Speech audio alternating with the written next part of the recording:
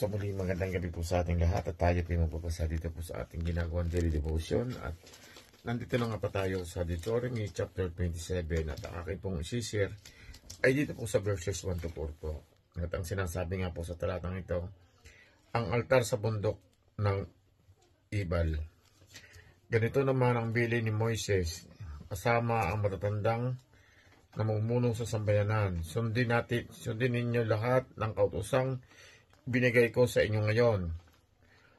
Pagkatawid ninyo sa ibayo ng Jordan at papasok na kayo sa lupaing ibinigay sa inyo ni Yahweh, maglagay kayo ng malalaking bato at inyong palitadahan sa ibabaw at isulat ninyo roon ang lahat ng mga batas na ito pagdating ninyo sa lupaing mayaman at sagana sa lahat ng bagay.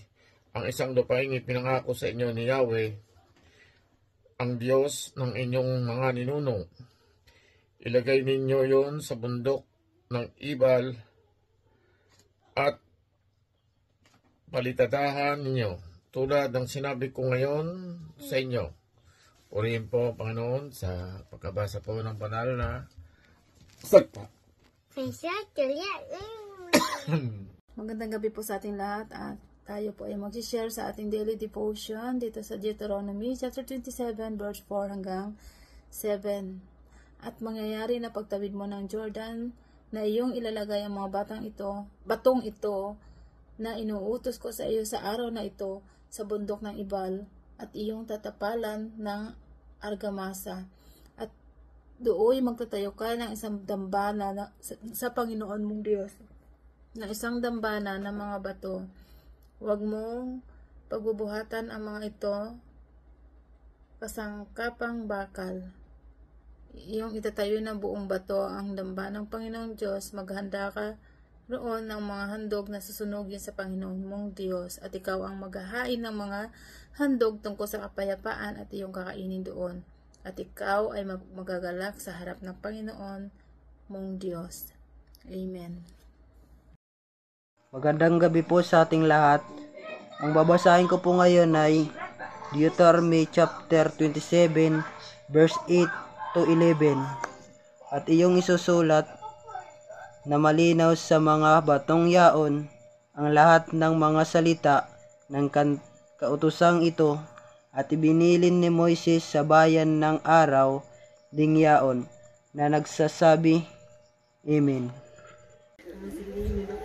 Magandang gabi po sa ating lahat. Ang aking i-share ngayon ay makikita sa Deuteronomy Kapitulo 27 versikulo 12 hanggang 15. Ito po ay para kay Sister Hasmen Venaflor. Ito po ang sinasabi: kapag nakatawid na kayo sa Jordan, ito ang mga angkan na tatayo sa bundok ng Gerizim para basbasan ang mga tao. Ang lahi ni Simeon, Levi, Juda, Isakar, Jose at Benjamin. At ito ang mga lahi na tatayo sa bundok ng Ibal para sumpain ang mga tao. Ang lahi ni Ruben, Gad, Asher, Sibulun, Dan at Naphtali. Ang mga Levita naman ay sisigaw ng malakas. Sumpain ang taong gagawa ng anumang mga Diyos-Diyosan na gawa sa bato o tanso, at sasambahin ito kahit palihim, sapagkat kinasuklaman ng Panginoon ang Diyos-Diyosang ginawa ng tao, at sasagot ang lahat ng tao. Amen. Yun lang po. Purihin ng Panginoon. God bless.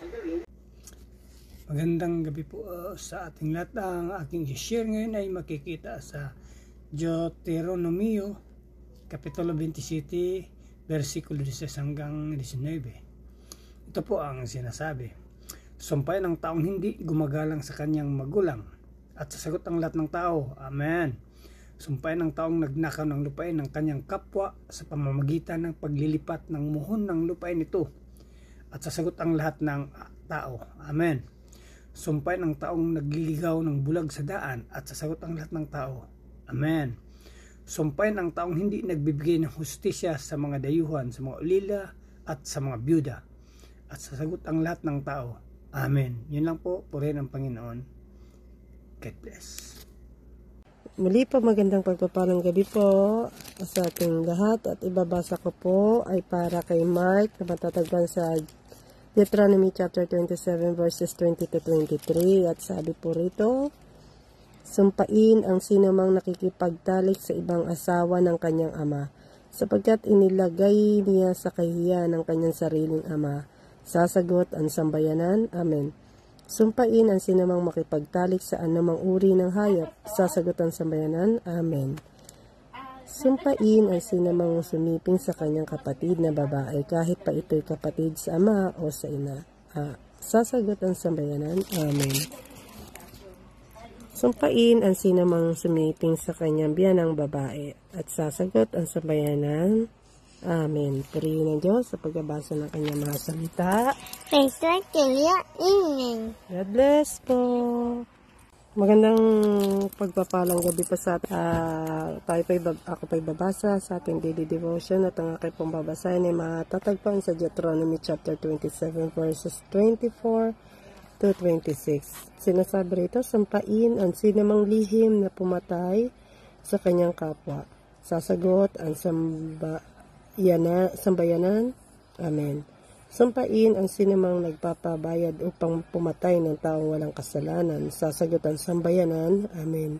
Sampain ang sinumang hindi susunod sa mga utos na ito. Sasagot ang sambayanan, Amen. Purihin ang Diyos sa pagkabasa ng kanyang mga salita. Praise God, Amen. God bless po.